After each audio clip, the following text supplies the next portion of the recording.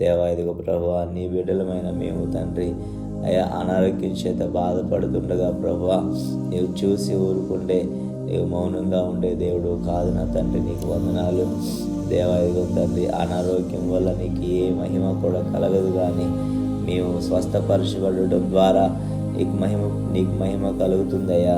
మేము బాగుపరచడం ద్వారా నీకు మహిమ కలుగుతుందయ్యా. మా జీవితాలు పాడైపోయిన జీవితాలు తిరిగి కట్టబడటం ద్వారా నీకు మహిమ అయ్యా కలుగుతుందయ్యా. ఇదిగో తండ్రి, చీకటి తొలగిపోయి వెలుగు రావటం ద్వారా నీకు మహిమ కలుగుతుందయ్యా తండ్రి. అపవిత్రత పోయి పరిశుద్ధత రావటం ద్వారా నీకు మహిమ కలుగుతుందయ్యా. ఇదిగో తండ్రి, అవినీతి పోయి నీతి రావటం ద్వారా నీకు మహిమ కలుగుతుందయ్యా. యేసయ్యా, ఇదిగో తండ్రి, ఏమీ రాలేని మా ద్వారా సమస్త కార్యాలన్నీ కూడా నీ నామంలో జరగటం ద్వారా యేసు నామంలో నీకు మహిమ కలుగుతుంది యేసయ్యా. నజరేయుడైన యేసు నామంలో దేవా, ఈ యొక్క నూతన సంవత్సరంలో మా ద్వారా నీ నామానికి మహిమ కలుగును గాక నా దేవా.